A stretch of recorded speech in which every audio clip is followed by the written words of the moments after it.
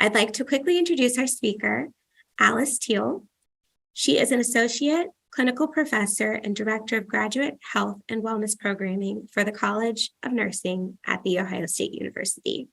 Today, she will discuss the NWAA Faculty Toolkit, strategies to support well-being for health science students. Alice, I'll turn it over to you. Thanks so much, Kiara, and welcome everyone. As I start this presentation talking about the faculty toolkit, I am going to ask Kiara to put a link to the toolkit in our chat, and I will do that again at the end. But if you want to save the link, that'd be great. It'll also be in the slides that are available after the webinar. So in this webinar, I'm going to talk about our faculty toolkit of teaching strategies to support well-being for health sciences students. I'm going to review a little bit about why the toolkit was created, talk about some of the strategies that are in it, how it can be used. And again, the link is available so that you can download the toolkit. In terms of background, just a couple things that I want to share. The National Wellness Action Alliance, or the NWAA, was created in 2021. They are hosting this series of webinars, and they were created to really enhance wellness cultures and improve population health and well-being of students, of faculty, of staff in nursing colleges across the United States. 11 of those faculty created a work group, and from that work group created a toolkit of teaching strategies to support well-being for health sciences students, and with the purpose of providing faculty with resources and with tools to support health sciences students' well-being. In the next 3 slides, I'm going to talk about why our toolkit was created. So the why is because wellness is a priority for students, for faculty, for clinicians. Understanding the physical and emotional and mental health needs of college students is of substantial importance as the number of students who meet criteria for mental health disorders continues to rise. I mean, across the country, nearly 60% of college students meet the criteria for one or more mental health disorders. I know there's a lot of words on the slides, but there's a lot of meaning behind these statistics. I mean, 3/4 of college students have considered dropping out, primarily related to mental health issues. So we've got students who have high levels of depression, anxiety, and stress as they enter our programs, and then their health and well-being declines the longer that they proceed through the course of study, with the lifetime prevalence of suicidal ideation for college students at 32.7%. So really understanding and addressing the physical, emotional, mental health needs of college students is of substantial importance as the number of students who meet the criteria continues to rise. Stress and burnout are significant determinants of well-being and of academic performance, and we know this is a problem across health sciences colleges. Multi-institutional studies of graduate students enrolled in dentistry, medicine, nursing, optometry, pharmacy, physician assistant, and veterinary medicine programs have identified the stress and burnout that their students are experiencing. So we know we have this responsibility to create safe, supportive learning environments. The question is, how do we do that? And so, those of us who have been doing this and studying outcomes decided that, why are we reinventing the wheel? Let's put together a toolkit of resources and strategies so that people can use these to innovate within their programs in ways that make sense to them. The other why is because our students are entering a healthcare delivery system where clinicians are experiencing high levels of burnout, stress, depression, fatigue, and exhaustion. So they're experiencing it, they're entering a system where clinicians are experiencing it, and we know that this has an impact on quality of care. That clinicians who are burned out or have symptoms of depression have higher likelihood of medical errors, The good news is that there are evidence-based interventions that work, that there are strategies that we can use to improve the health and well-being of clinicians and of health sciences students. Now, before you get too excited and decide, okay, I'm going to implement everything in this toolkit, I also want to recognize that faculty face challenges in maintaining their well-being, as do staff. So in reviewing this toolkit and in thinking about how you can integrate strategies within your courses or clinical programs, we do want to encourage you to recognize that you don't have to implement all of these things. The purpose is not to overburden faculty who are also stressed and also burned out. Self-care and wellness enables faculty to be more productive, healthy mentors and examples of wellness for students. If we're burned out as educators, we can't effectively teach and support our students in the same way that if we're stressed and burned out as clinicians, we can't be as effective in providing care. So as faculty who are listening to this webinar, really want to encourage you to think about, yes, strategies that impact and affect student wellness, while keeping your own self-care and wellness in mind. All right, so the aims of the faculty toolkit were to identify the impact of the well-being initiatives in the toolkit on student learning and on wellness outcomes, to analyze characteristics of an organizational culture that can support student wellness, to identify programmatic and curricular strategies that can be employed to really help with students with build resilience. So it's not that we don't want students to meet criteria, we certainly do. They certainly need to develop the knowledge, skill, and ability to provide evidence-based care.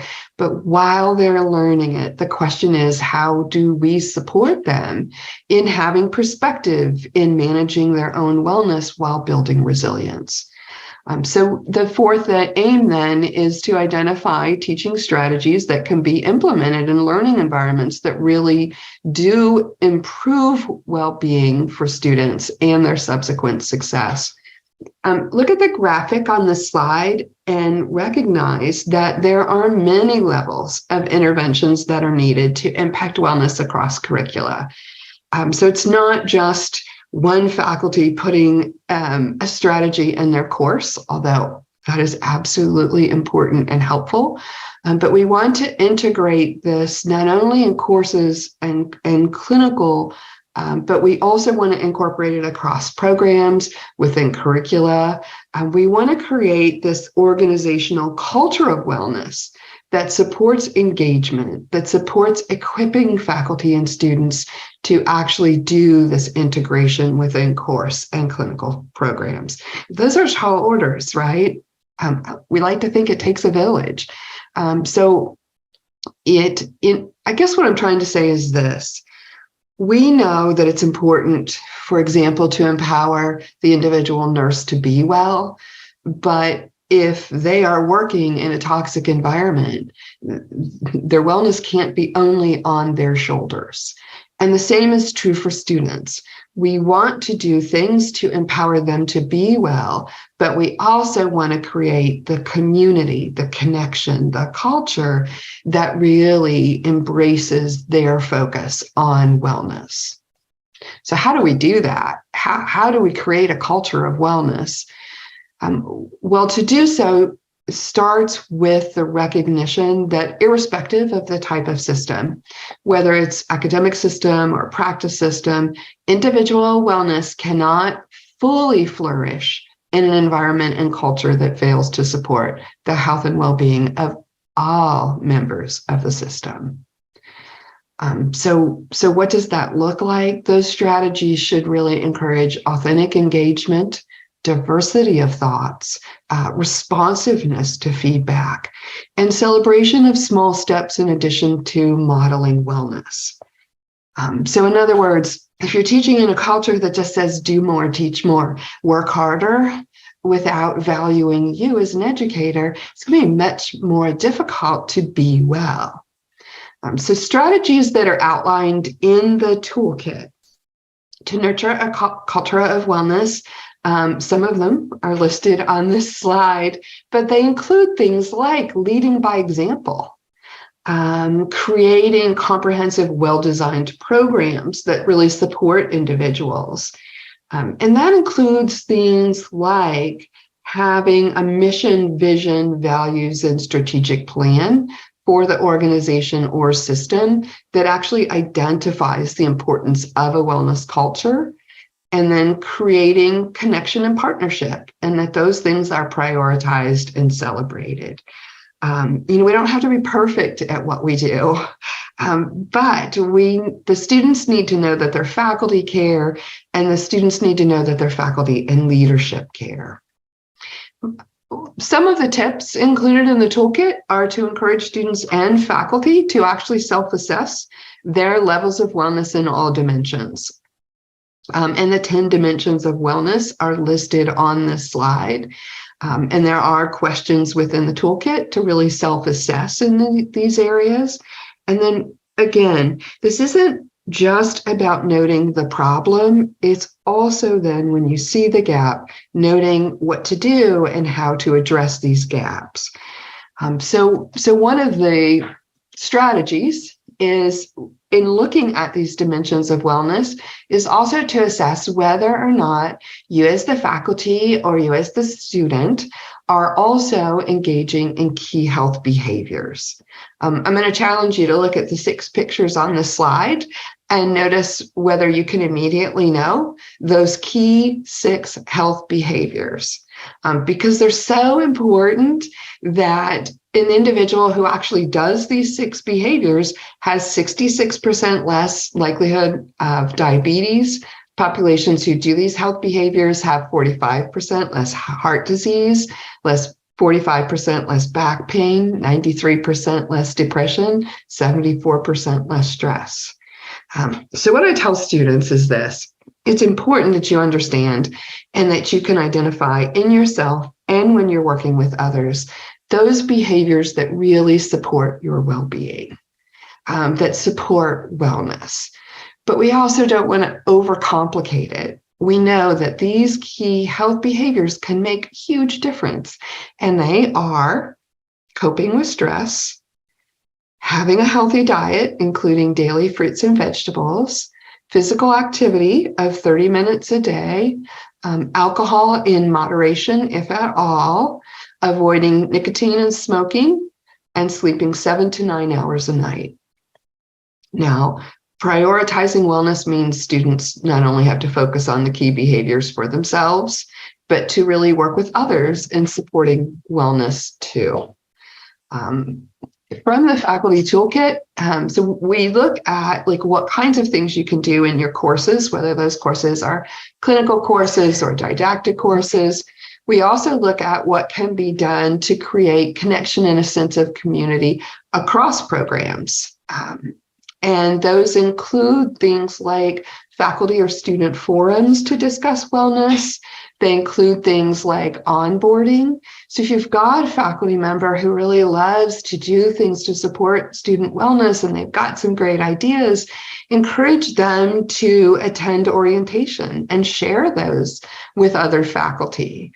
You also want to be sure to collect outcome measures, whether you use the single item burnout scale, the perceived stress scale, or the generalized anxiety disorder scale. You do want to look at your outcomes and look at those measures throughout the time that a student is enrolled in your program. Okay, so what are some of the core strategies in the toolkit? One of the basic ones that's really important is checking in with students about their wellness on a regular basis. Most of you who are expert faculty think, oh, I do that. And you probably do. I mean, some of these things are things that we tend to do. It's just one of the things that you want to do is, when you're saying, hey, how are things going? I'm checking in, is to watch your languaging and include the discussion of wellness and well-being. So I'm checking in regarding your wellness. Start class with maybe a polling question or a discussion of what it's like to balance work and life and family and student expectations. These types of check-ins can be adapted for courses, whether they're didactic or clinical, but also whether they're online or in person, synchronous or asynchronous. For an asynchronous online class, for example, you can do wellness announcements, whether that's a Wellness Wednesday announcement or a TGI Friday announcement. But encouraging students to connect or maybe share with them, your wellness is important. Today's a lovely day outside. Might be a nice time to take a walk. The other thing I would encourage you to do is to consider reflection assignments. They don't have to be, they can be short, they can be brief. But sometimes you'll find when students are reflecting that they'll share their struggles in ways that you may not have considered. You do want to, within your courses, really foster connection and partnership. You might wonder how to do that. Some of the examples I have for you are like including small group discussion, again, whether online or on person. You can do things like incorporate friendly wellness competitions. The best example I have of that is my colleague and I have started doing what we call the Wellness Olympics. And students, as they are in their first clinical rotations, undergraduate and graduate, in their clinical groups, so about 7 to 10 students in a group, actually track their time in physical activity, in sleep and rest, and in self-care daily for 2 months. And then the clinical group that has the most minutes wins the gold medal of the Wellness Olympics. And we do have silver and bronze as well. What it does is it creates connection within their clinical group, and it prioritizes, it works to prioritize wellness activities while they are learning clinical practice. It creates that connection and sense of belonging. Another important thing to consider within courses is integrating physical activity. So if you're listening to this webinar and you've been sitting, I'm going to invite you to stand, to move, to stretch. That's what we do in the middle of our courses, especially if someone's been sitting for longer than 15 to 20 minutes. Even in our recorded lectures, we'll take a pause and encourage movement in some way for the student to move, to stand, to stretch as they are able. Sometimes faculty are challenged by the idea of integrating wellness in clinical courses or in clinical practice for students. And they have the question like, how might you do this? There are some suggestions here on the slide. We have at times done things like create wellness peer partners. We actually will assign a student a peer wellness partner from either their current cohort group or from a student group who is further along, and they'll touch base with them 4 to 6 times during the semester just to check in and see how things are going. That's actually then become really a foundational part of our wellness partner program. So those students who have had peer wellness partners go on to create partnerships with alumni and with nurses in practice, providing them wellness support in the same way that they were supported. If you have questions about that, please do let me know. You can always email me at teal.3@osu.edu, and I can give you more information about wellness partnering. We found it to be a really powerful tool. Again, supporting the well-being of students, faculty, staff, clinicians, it takes a village, right? If you're involved in admissions, alumni relations, establishing clinical partnerships, record keeping, the question I have for you is their wellness support in all of these systems. The toolkit does have lists of strategies for considerations, things like norms and preparedness and being proactive, standardizing common tasks. All these things are so important for sustained wellness. So how do we enhance wellness in all dimensions for students? There's some suggestions. There are lots in the toolkit. I have one for each dimension of wellness on the next 2 slides, and want to give you some of these examples. So for example, for career wellness, offering opportunities for students to gain insight into professional interests. For creative wellness, think about building what we call a wellness hub of activities that could include paint or clay or coloring pages. I just had a faculty group share with me that their activity hub includes pipe cleaners, and they had, before an exam, they passed out pipe cleaners and had students make animals or whatever they would like from the pipe cleaner to just before they started the exam, and then to have that there on their desk as they did their exam. A little more difficult to do that one in an online environment, but really encouraging creative wellness can really certainly decrease stress and anxiety. For digital wellness, regularly offering communication tips, technology tips. For emotional wellness, especially at Ohio State, we like to talk about giving and receiving vitamin G in a daily dose, vitamin G being for gratitude. So you could start class with asking people to share something that they're grateful for or someone that they're grateful for. In terms of environmental wellness, you can do things as large as considering opportunities for a community garden, or something that we often don't think about is how do we set up our class to really encourage collaboration, whether online or in person. For financial wellness, you might be surprised, you might not be, but a good number of our students really do have food insecurity. So considering how to connect them to a food pantry, or even exploring opportunities to start a student food pantry. For intellectual wellness, we like to think we challenge them to grow in this direction, yes, but you can highlight academic resources to increase their efficiency. For physical wellness, encourage, for faculty, staff, students, encourage them to stand during meetings or during discussions. Social wellness can really be a part of bridging that gap for new students, existing students, and alumni, having them connect. In terms of spiritual wellness, think about having a space like a meditation room with calm music or a space to think.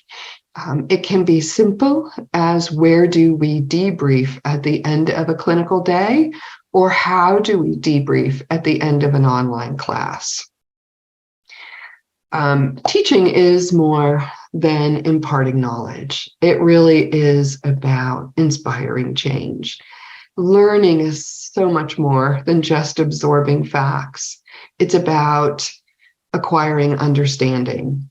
The teaching learning strategies included in the toolkit really do allow us to care for future caregivers and recognize these facts about both teaching and learning. And I do want to ask Kiera one more time to include a link to the faculty toolkit in the chat. And I want to share one final strategy for you. We have a faculty who either at the middle of the semester or at the end of semester posted an announcement for his students that really just said, listen, it's time to dance. One good way of really celebrating your accomplishments is to dance, to move, to keep limber. You don't have to be a master ballroom dancer. Just need the right music, a little bit of encouragement, and the cutest dance partners. So I'm going to actually share with you the video that he shared when he added to get up, close the door, give yourself some privacy, and to dance with these kids. Hopefully you can hear this. And we'll just take a minute here at the end to do a little bit of celebration. It's the end of your semester as well, and we are now near the end of the webinar. So just take a minute of celebration. Uhambe nami zungangishilana Jerusalema ikhaya lami ilondoloze uhambe nami zungangishilana dawo yami ayikholana buso wami awukholana ilondoloze zuhambe nami dawo yami ayikholana buso wami awukholana Okay. Jerusalem. I'm going to go ahead and stop sharing here. I do appreciate your attention, and I'm not sure if I'm seeing any questions, Kiera. We don't have any questions in the Q&A box, and I just double checked our chat and we don't as well. But thank you so much, Alice, for sharing that. It's been great today. Thank you everyone for joining. We'll be back next week, same time. All right. Thank you all. Have a great day. Bye. Thank you.